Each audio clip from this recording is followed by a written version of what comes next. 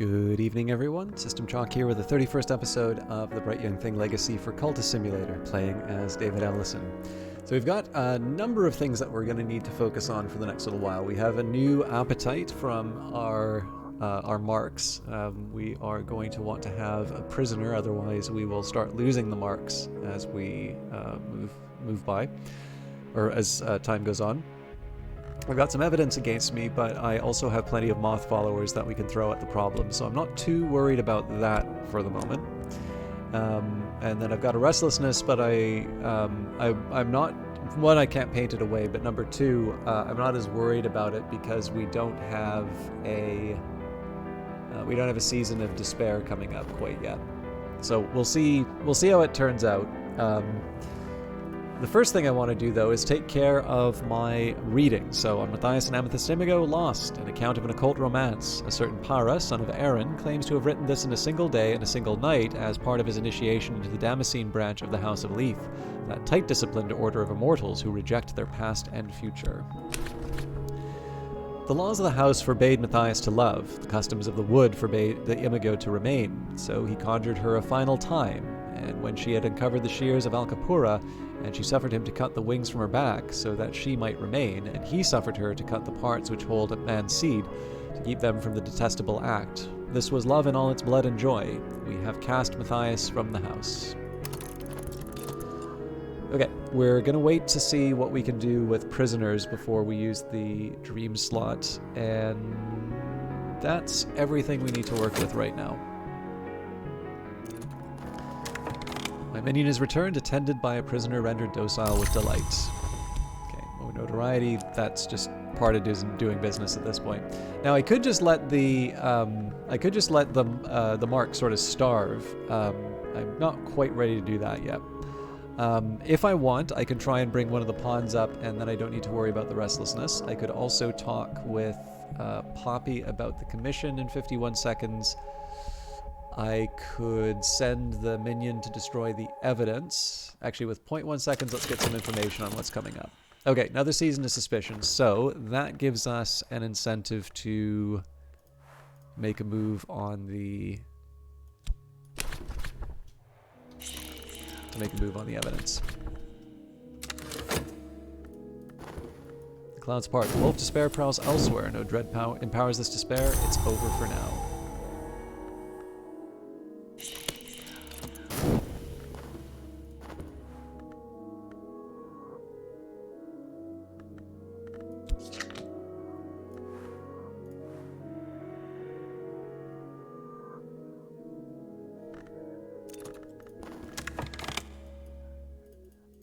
I didn't read these before. The chapel root. There are ruins beneath the water, just beneath, at wading depth. The lake has risen a little in all these years, but not enough to keep us out.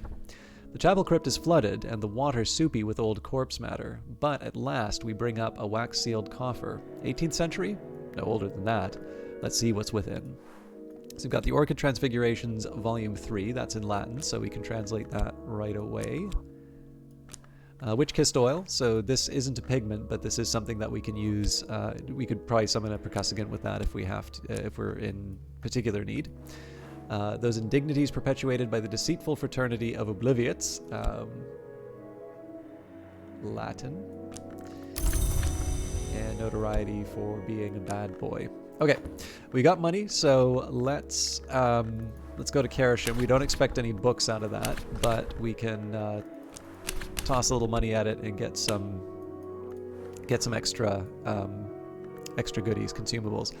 Drive through the downs to the coast where the gray-green land meets Atlantic gray. Search along the road for signs to Karashim town. You will rarely find it, even if you have visited before, and its inhabitants guard their secrets with curse and cudgel and fast-bolted door.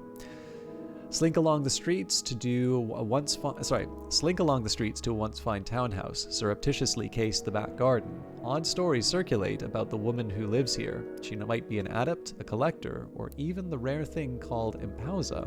We must be watchful.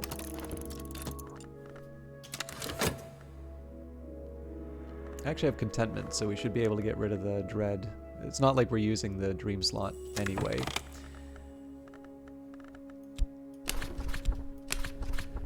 I remember that I was different before.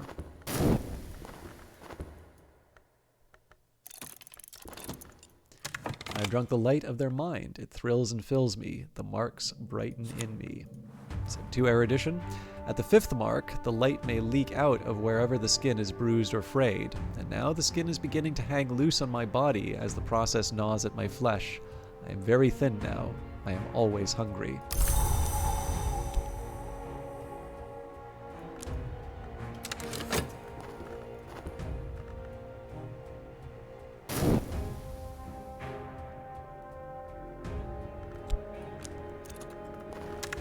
Finished the manuscripts, so I'm not sure when I'm going to turn that in with Poppy, but I'll find some time. So this is, again, just a reminder that this is about clearing out this staleness rather than any other like major goal. The rite of the map's edge was given to us by the Vagabond. It is the rite that Matthias used to summon the Amethyst Imago, but like many summoning rites, it could be used to conjure almost any entity given the appropriate tool and the appropriate influence. Use it gently, in memory of the name and the long who suffered these agonies that they might be joined. So another Ecdysis Parable and the Rite of the Map's Edge. Now the Ecdysis Parable is actually kind of useful to us, provided that we sort of spend enough time. So Ecdysis Parable can become Moldy Warp Admonitions. Moldy Warp Admonitions can become another Centipede Testament, and that can move up to the next level of Moth. It's a long road to go, to go down, so it's perhaps not something that I want to immediately follow, but it is an option. Now, I did say that I wanted to try and read as many books as I could in succession, just on the odd chance that it gives me sort of erudition or glimmering. So, excuse me, with that in mind, I'm going to translate the Orchid Transfigurations and the Indignities. So, Latin.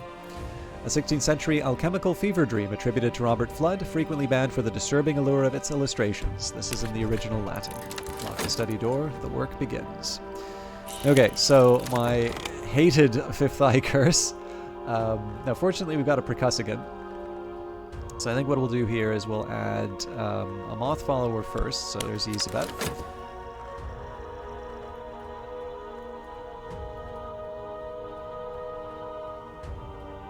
Actually, I also need to add money, but that's a separate issue. My minion is returned. The evidence has been destroyed. I'm a little safer.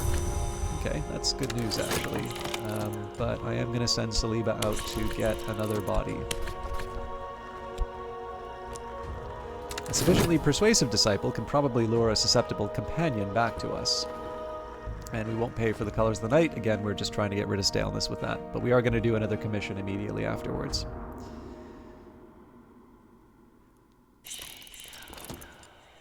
Close. Closer still. Closer. Keep looking. Closer. Now close your eyes. The sun still moves, the wind still walks. My journals are the labyrinth.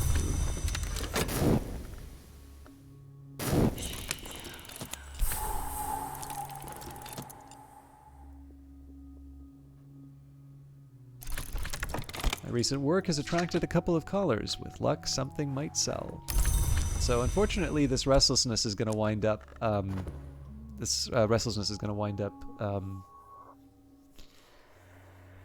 Used in turning into dread again. I want to be careful in terms of what's coming up over the next couple of turns. But this is just because I don't want to do a painting. So until I have another 4 passion, I don't really want to do any paintings except ones to get rid of the. I also feel like I'm missing a passion. I don't want to do any paintings that aren't about clearing out staleness. So we will move on to Dr. Redeem's commission. Again, we need a couple reasons for that.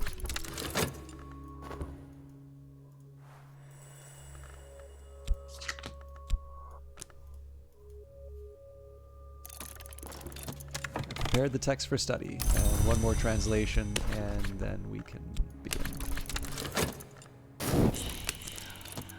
This book is as famous for its the near incoherent fury of its tone as for the knowledge it contains, in Latin.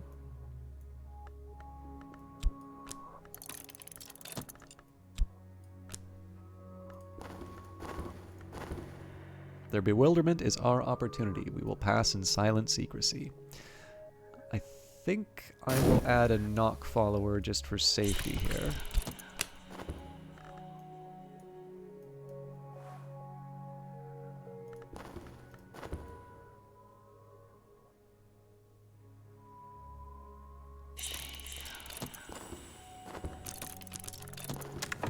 My minion is returned, attended by a prisoner rendered docile with delight, and they had some money on them. Okay, now I am going to want to get rid of some... I'm going to want to get rid of the evidence pretty much right away. So I think the answer here... Take Sylvia again. We can throw the evidence in right away. Yeah, I think that's the best way to handle it. Of course, it means that we're not turning in commissions, which I'm not crazy about, but I don't know. As always, I have to prioritize. Okay, so we've got our passion for another staleness remover. You never know, this might be a living. And I will take... This is a confession. Let's use erudition. Actually, maybe we won't go top level, but actually if I'm going to do esoteric art, I might as well do heart. Those who know will understand, as will the Suppression Bureau. Our tools are ready. We should be able to penetrate this warded door. At it, so call upon the Horned Axe who waits at the threshold. We bear a great power of opening. Will almost certainly shatter this warded door. And we'll read the text when we go on. This is definitely a favorite of mine. Okay, now we've got what we need for the spider's door, so we want to move on to that. Oh, well, no, we don't, because we've got a Season of Ambitions coming up. So we'll wait it out. Yeah, so we read the text now. Those who do not sleep, the mystic Broadnax discusses the origins of the Sister and Witch and of the Thunderskin. The Sister and Witch were born in two wombs, one poor, one rich, across the sea. The Sister was the stronger in the aspect of heart, and so their survival was assured. The Witch was stronger in the aspect of the Grail, and so they were not satisfied.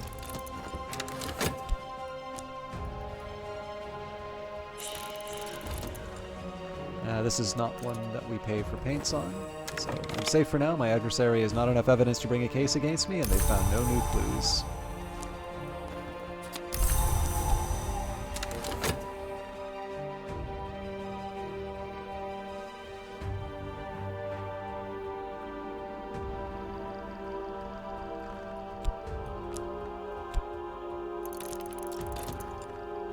All doors must open, as all lives must end. This door has found its end here today. We'll add funds after that, and then we'll add a heart follower for the curse. This is something special. It may provoke a reaction. Now, if I wind up with a... nothing then. Yeah, so this is because we were expecting evidence, which never showed up. My recent work is considered significant. I may yet earn a living from this, but nothing is certain. Oh wow, that was a lot of cash. Okay, so that was an intentional notoriety. As you can see, we've got 4 for our next painting.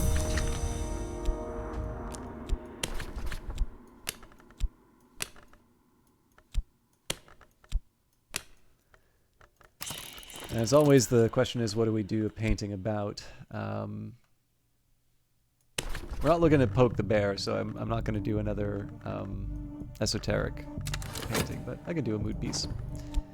And for now, we'll turn in with Poppy and Dr. Adim, and then we will take care of our stock of prisoners.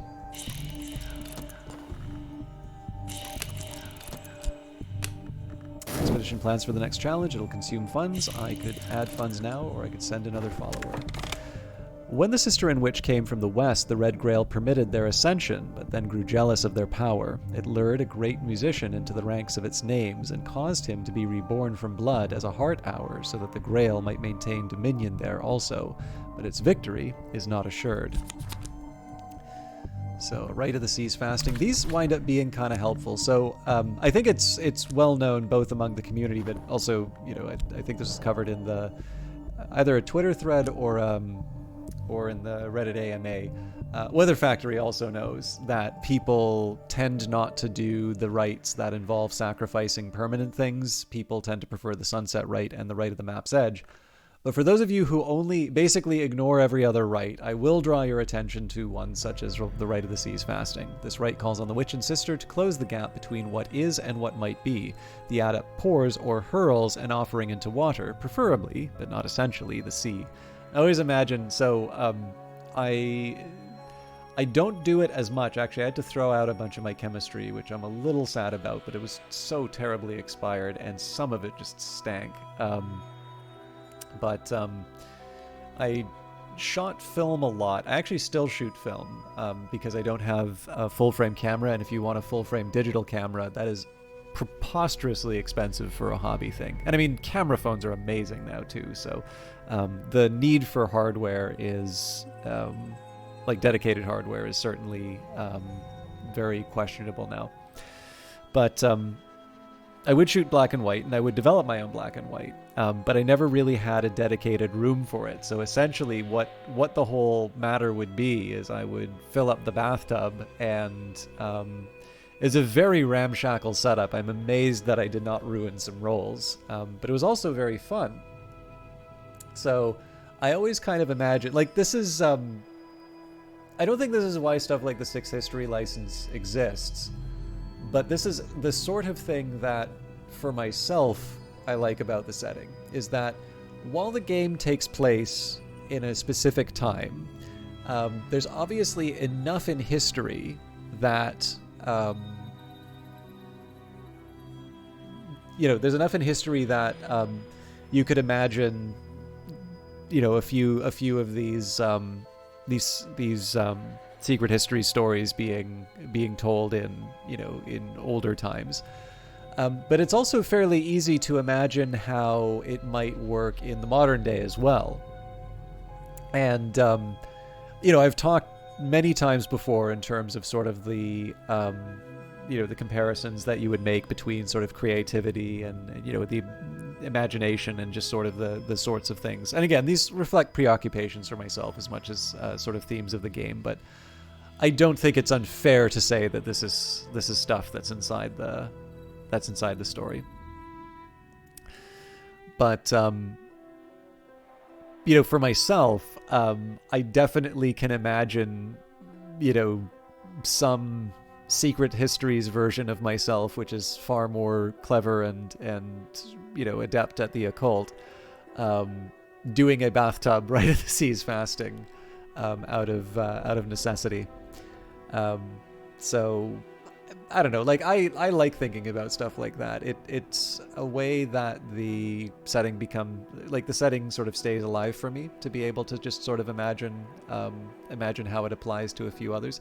And obviously there's a whole language that you can apply to these sorts of things as well. So my understanding is that during the development of Darkest Dungeon, one of the ways that they sort of maintain morale among the team, particularly again, I'm not in a place to really say with authority what independent development involves, but it would be probably fair to say, people who have left a career at sort of an established place, not that, game careers are particularly stable, but, when somebody else is sort of paying the bills, that's a level of security. You're putting your own money in, you're not necessarily guaranteed to see a return. Emotions may be running high.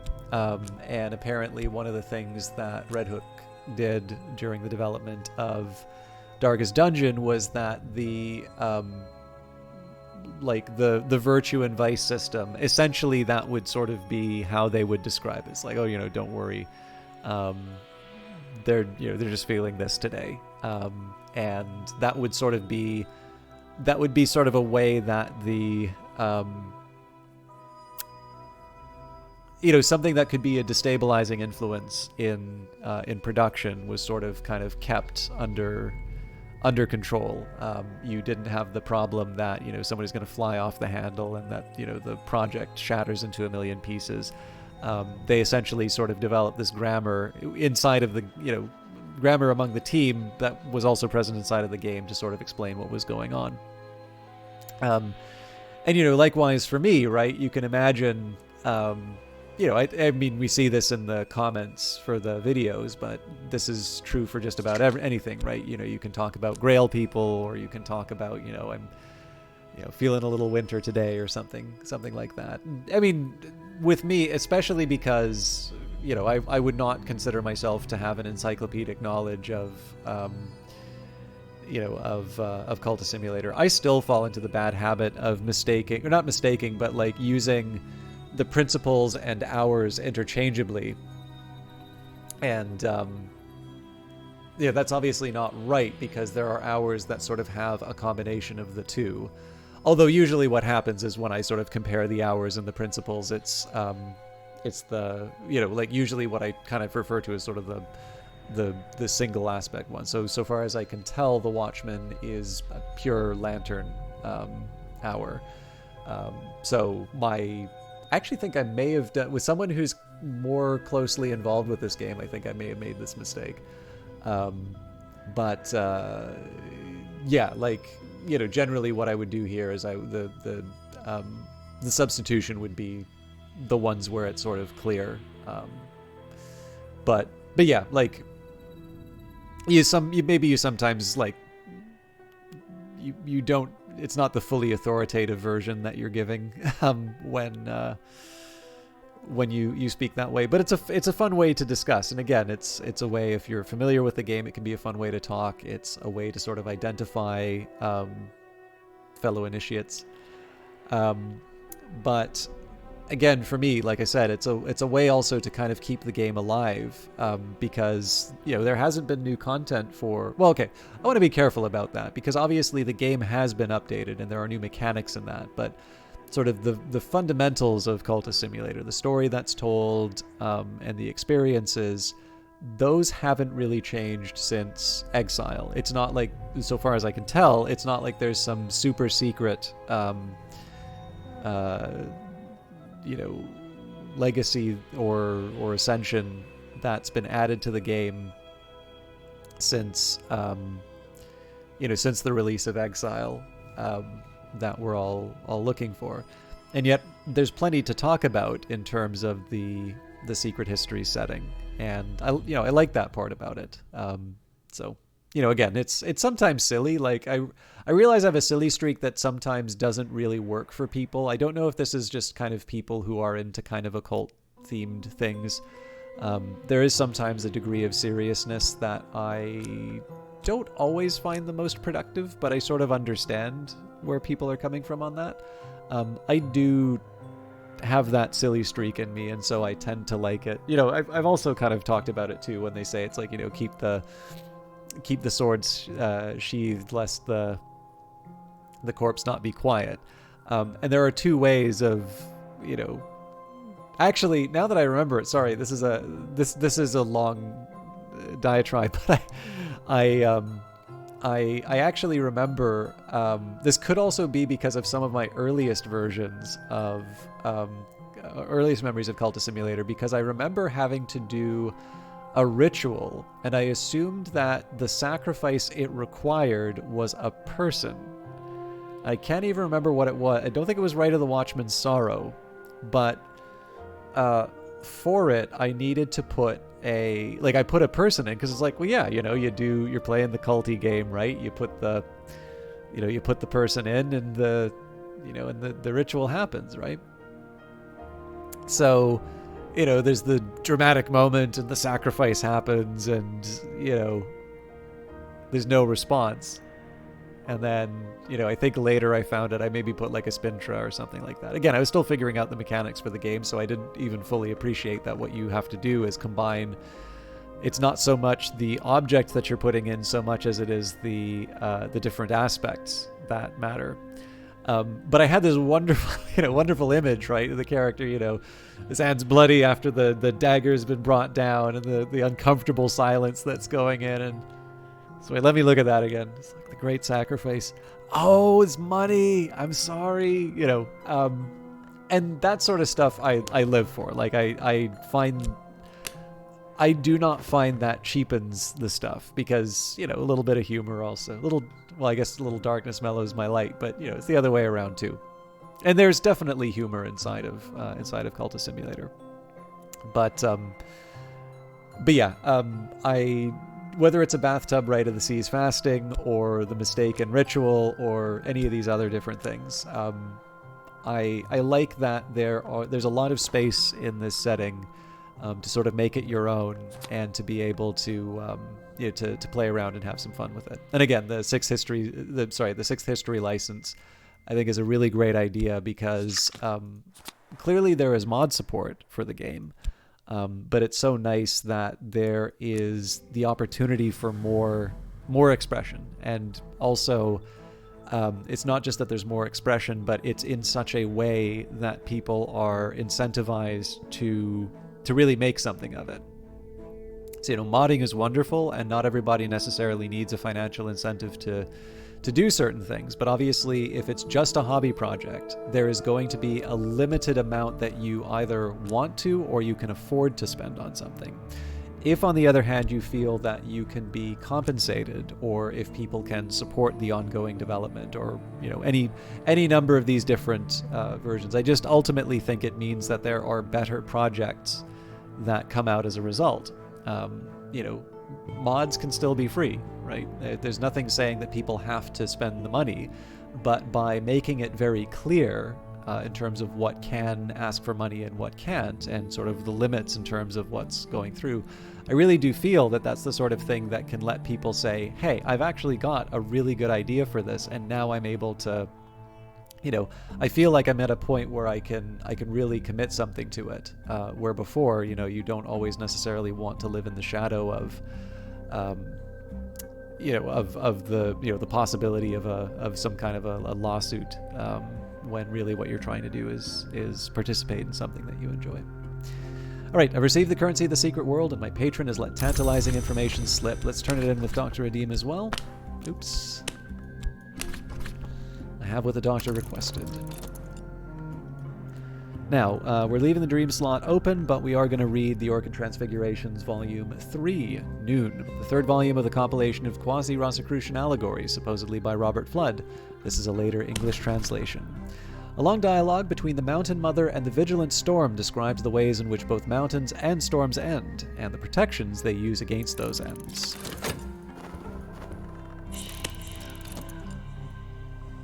I gotta get rid of this dread.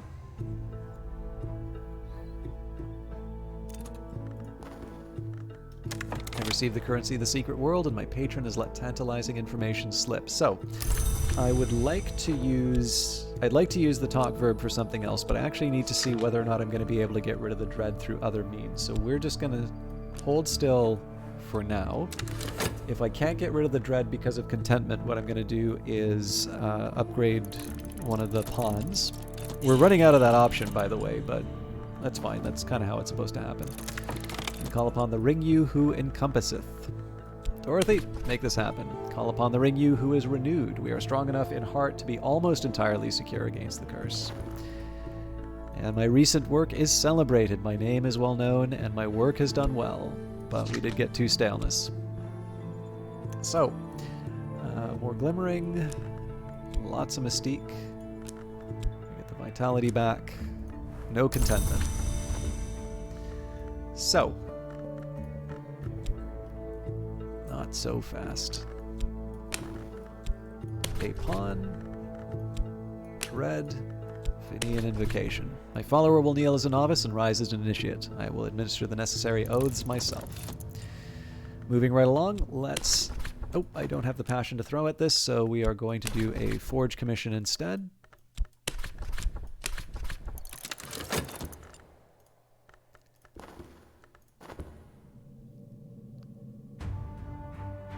And I think we'll probably call it once we finish reading the Orchid Transfigurations. I have drunk the light of their mind. It thrills and fills me. The marks brighten in me. The 6th mark is said to occur when the flesh between the finger and the thumb can be pulled to the final finger joint. My skin is very loose now. I think that my bones are beginning to soften. My eyes are not a human color.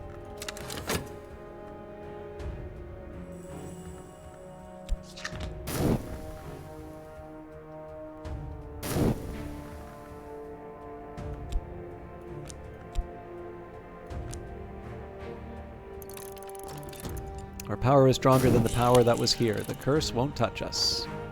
And Season of Vision's coming up, so there may be some danger from the painting that I do. We'll find out in a little while. But we must use the knife, said the lion-throned one, the noose, the flame, the waking word, against those who have passed the three-valve door. And so none may pass, that is our law, and the law of the sun. So simple thunderous secret there. We can use that for upgrades, but we're going to stop at the 3rd level, so it's not as important to some of the others. We will eventually read my beloved Those Indignities Perpetrated by the Deceitful Fraternity of Obliviates, but I believe that will be how we finish off the week. So that sounds like a Good Friday read. Actually, I should tell you, we've talked a little bit about humor here, so this isn't going to be related to the playthrough, but some of you may have seen my name associated with a particular, mildly notorious, depending on what sections you were reading with, but there's a very big game that was released recently, and I did do some forecasts for the developer, and it was originally, so I don't want to spend too much time talking about that. You can see the article if you wanted, and apparently some people got rather upset that on my stream I talked about some of what I thought were the unfair responses to it and offered why I thought they were mistaken. Now, I was exasperated with them, but I don't think I was too mean. I've seen meaner things written from developers about John Riccatello at Unity, so I do sort of think, though, that there are people who are allowed to have opinions on things and people who aren't allowed to have opinions on things, and I know which of those two categories I'm in. So, again, this isn't about settling scores, but this is one of the reasons why I don't want to spend too much time talking about the particulars of this. But as far as amusing coincidences are concerned, which do pop up in Cultist Simulator as well, it's fair to say that so there were no illusions that the forecast was something of a low estimate, and it was well understood why it sort of had the look that it did. There was less attention paid to the fact that there was a confidence interval that was provided, and in fact that the confidence interval lined up with a lot of the other forecasts that were made by people who weren't doing something quantitative. But needless to say, depending on the sections of the internet that you were looking at, either I'm an unforgivable idiot who should be fired, even though I'm doing this all voluntarily, for disrespecting such an important game, or there were some people who was like, okay, that was a cool thing, you know. But yes, definitely the internet being what it is. Plenty of people who were happy to talk about how foolish I was and how economics is a useless discipline. But within days of having a confirmation that the real sales were in fact well above what the point estimator was, a book came in the mail. The book is Francis Diebold, Elements of Forecasting, 4th edition. It's a wonderful slim volume on the practice of forecasting. I believe Diebold is an economist, but it is not specifically limited as an economic text. But it's about 350 pages. I will cherish reading it, but A2 Canada Post when I'm reading some cheeky Reddit comments. I can't remember even why I brought that up, actually. But it was funny, to me at least. One of the few things that was funny about that. And if I remember why on earth I brought that anecdote up, I will bring it up in the next episode. But until then, I believe it's Friday. Yeah, I believe the next episode will be Friday, so we've got one more in us. I will start by reading one of the more amusing. Is it appropriate to laugh at a winter text? I am anyway. But we'll save that all for tomorrow. As always, thank you very much for watching, and especially with putting up with digressions that don't go anywhere. But I hope you take care, and we will see you tomorrow.